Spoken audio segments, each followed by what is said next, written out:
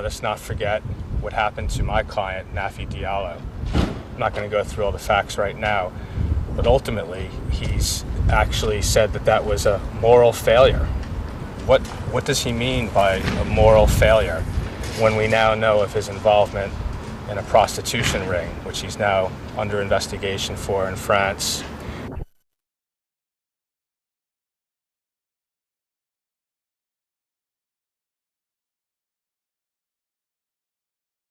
De faire des gros coups. Ils ont invité Kadhafi par vidéoconférence dans le passé, Julian Assange cette année aussi, ou bien Jean-Marie Le Pen par le passé. Bon, ça fait partie de la tradition et ça leur permet de garder des frais d'inscription très chers pour leurs membres et de garder une réputation. Ça ne veut pas forcément dire que les débats à la Union sont très intéressants. En général, dans les journaux, on parle plus des polémiques que du contenu des débats à la Union, en fait. Et est-ce qu'on mélange un petit peu pas tout là, puisque Strauss-Kahn est là pour une conférence sur l'économie? Oui, est-ce qu'on mélange un petit peu pas tout, parce que là, Strauss-Kahn est là pour une conférence sur l'économie, mais en même temps là, on a un mouvement plutôt féministe avec l'avocat de Nafissatou Diallo. Oui, bon, on ne peut pas faire fi de ce qui s'est passé, des événements de l'année dernière, et je pense que Strauss-Kahn devrait le savoir lui-même. Et bon, il essaie de contrecarrer tout ça et de faire semblant d'avoir une vie normale, mais forcément il est connu dans le monde entier pour ce qui s'est passé l'an dernier, donc il doit s'attendre à ce genre de réaction. Et de la même manière pour les associations féminines, ça fait partie aussi de leur stratégie d'utiliser des gros poissons comme Strauss-Kahn pour faire passer leur message, et je le comprends totalement d'ailleurs. Et dernière question, vous avez vu un petit peu l'intervention de Monsieur Wigdor, l'avocat de Nafissatou Diallo. Qu'est-ce que vous pensez de son intervention? Oui, c'est pareil, je pense que la justice américaine est très médiatisée et ça fait partie de la stratégie de défense de Nafissatou Diallo, de venir ici et de s'opposer à Strauss-Kahn, où qu'il soit, de le traquer où qu'il soit finalement. Bon, c'est une dérive de la justice américaine, mais ça fait partie de la question. Je vais la reposer. Oui, vous avez vu l'intervention de Monsieur Wigdor. Qu'est-ce que vous en avez pensé? Oui, je pense que ça fait aussi partie du folklore de la justice américaine, qui est très médiatisée, donc de venir le suivre, de le traquer partout où il se trouve. Bon, ça fait partie du jeu, c'est un peu dommage quand on est habitué à la justice française qui est un peu plus neutre peut-être, mais c'est compréhensible aussi de leur part, et ils ont une stratégie médiatique et ils la mettent en place de façon apparemment très professionnelle. Est-ce que ça veut dire que partout où Strauss-Kahn se déplacera, il sera toujours traqué comme ça? J'ai l'impression, puisque cet avocat est spécialement a pour mission spécialement de le suivre en Europe apparemment, et c'est le représentant de l'avocat américain de Nafissatou Diallo en Europe. She wants you to know that she's determined to stand up for her dignity.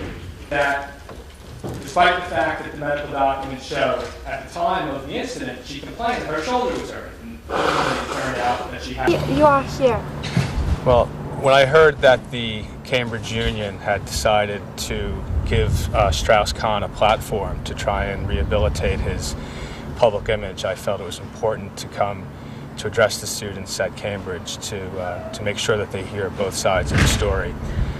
Let us not forget that this is a person who, before everything that we know now, was referred to as the Great Seducer. Let us not forget that with respect to Peggy Nagy, a person who he supervised at the IMF, he ended up having to apologize to her for an error of judgment. Let us not forget what happened to my client, Nafi Diallo. I'm not going to go through all the facts right now, but ultimately he's actually said that that was a moral failure. What does he mean by a moral failure when we now know of his involvement in a prostitution ring, which he's now under investigation for in France, and which his lawyer has said, a reprehensible statement, I believe, that I defy you to tell the difference between a naked prostitute and any other naked woman. And this is the person who is going to address this prestigious university, and I just don't think it's right. It's not going to be a free and public debate where people will be able to ask him questions about these various things. and I felt it was important to come here and address the students and answer any questions that they might have. And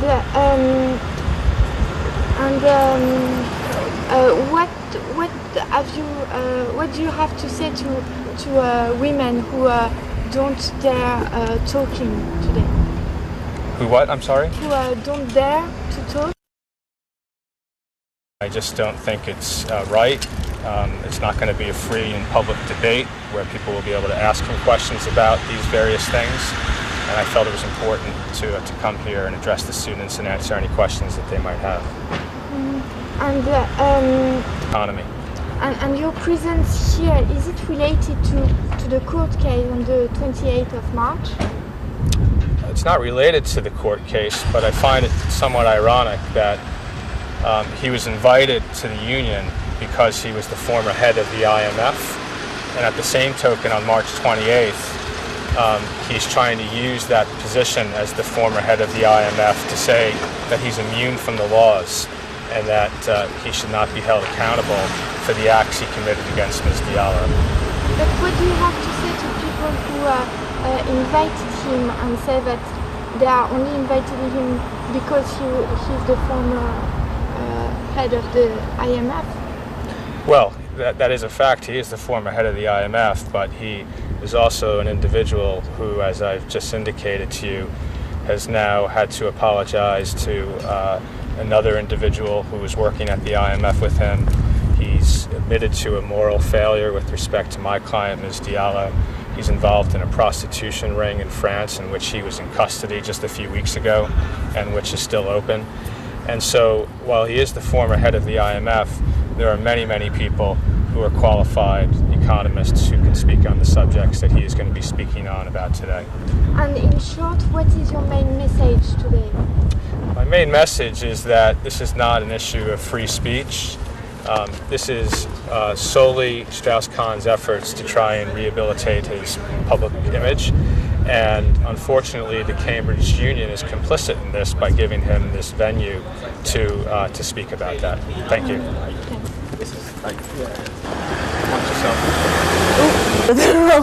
But 6 universities, including ourselves, still have the position, which means it's great for anyone that's interested in gender equality and campaigning. Educate people, which is part of the reason why this has been really positive. Right. Because as well as getting the message out about why we shouldn't be legitimising someone like Strauss-Kahn, can actually be talking about sexual violence against women, the fact that it happens and the fact that the legal system is fair women. And Ruth, can I ask you, why is it important to invite Mr. Wigdor today? Well, it's really important because the Cambridge Union's decision to invite Dominique Strauss-Kahn simply on the economy, whilst sort of describing his biography as simply that of a former head of IMF, completely ignores all of Strauss-Kahn's own admissions, of sexual aggression, the allegations of rape, attempted rape, and the ongoing civil case in the US, and now the investigations into pimping and fraud. And we feel very strongly that to completely sidestep these issues is not only intellectually disingenuous, but it perpetuates a culture in which women feel that they're going to be ignored if they report sexual violence. And that's really the message that we want to give to students, that we listen to women. We think it matters that legal systems fail women, and we want to interrogate those really important issues, not give someone like Strauss-Kahn a platform. But what is the aim? What are you looking for? Well, to give the other side of the story, I think that's the most important thing. They're giving Strauss-Kahn the opportunity to speak without even referencing these allegations and the ongoing investigations. We want to show students that these things have happened, that we're listening, that we want to know more about it, but also, most importantly, that sexual violence is a huge problem, and that not enough people are aware of it. So we want to interrogate what's going on, why it is that women don't feel able to report, and when they do, often don't get the conviction rate they're looking for. And what happened at the Sofitel? We should really get going.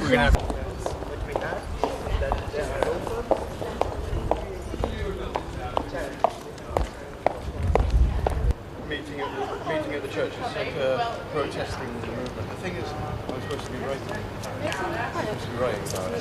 So it's really good actually. But so basically, when you were writing, you give me a call. I'll do that. Oh, I'll do it. The words, I just find the most kind of like piercing.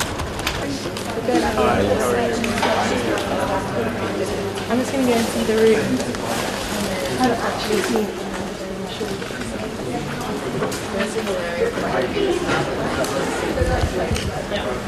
Yes, I know.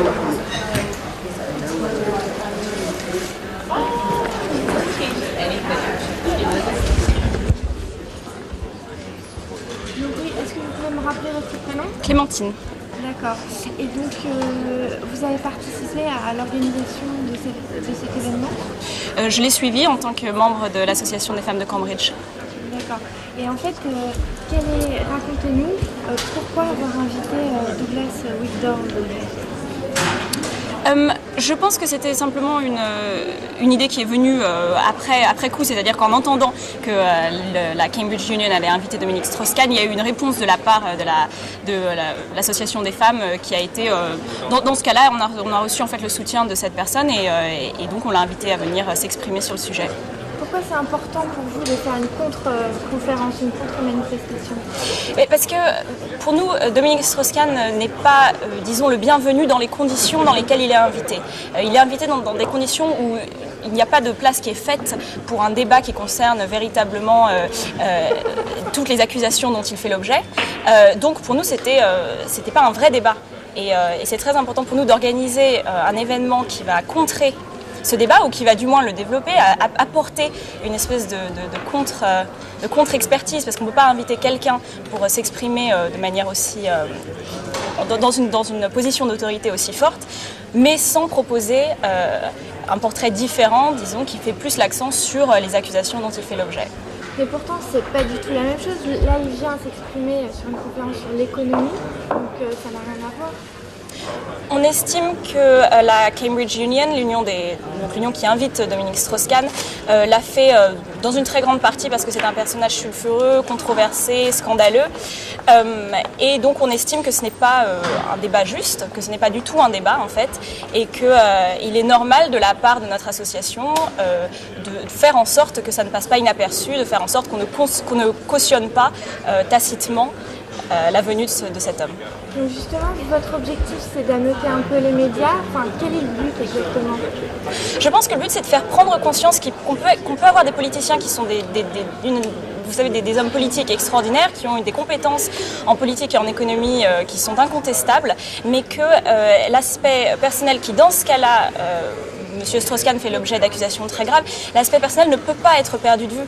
Je pense que vraiment notre objectif ici, c'est vraiment de mettre en lumière cet aspect-là, qui est que Dominique Strauss-Kahn ne peut pas venir ici simplement en sa capacité d'homme politique et d'économiste brillant. Il faut qu'on puisse avoir le droit de mettre l'accent sur les autres aspects de sa personne qui, en Angleterre, sont vécus comme étant extrêmement importants, et je le pense aussi. Mais est-ce que c'est pas aussi une part de stratégie, notamment de la part de la défense de Nafissatou Diallo, puisque le procès s'ouvrira bientôt, le 28 mars? Je préfère pas m'exprimer là-dessus parce que je ne sais pas, je ne connais pas encore le monsieur qui vient s'exprimer aujourd'hui, donc je n'ai pas de commentaires à faire sur ce sujet. D'accord. Et par rapport au mouvement de protestation, vous pensez que justement, depuis l'affaire du Sofitel, les organisations pour les femmes se sont un peu plus réveillées depuis... Disons, j'aimerais bien penser que c'est le cas. Je pense que c'est le cas dans une certaine mesure en France. Il y a eu tout à coup une prise de conscience que séducteur est un terme qu'on applique un peu trop volontiers à des gens qui ne le méritent pas. Cependant, je trouve qu'il y a quand même encore beaucoup de chemin à faire, et c'est pour ça que c'est très important pour moi de faire partie de ce mouvement aujourd'hui, qui est un mouvement entièrement non violent, comme vous pouvez le voir, tout à fait informatif plutôt que prescriptif. Et voilà, pour moi, c'est important de faire ça. Et je pense et j'espère que beaucoup d'associations féministes en France aussi ont conscience de cela. Et il y a beaucoup de monde aujourd'hui qui soutiennent votre mouvement? Je pense qu'il y a beaucoup de monde. Oui. Ce qui est intéressant, c'est qu'il y a des garçons et des filles. Je ne dis pas que c'est une majorité des élèves de l'université. Il faut dire que c'est une université qui a des élèves politisés d'un côté ou de l'autre. Pour moi, l'important, c'est qu'il y ait des gens qui aient tout de suite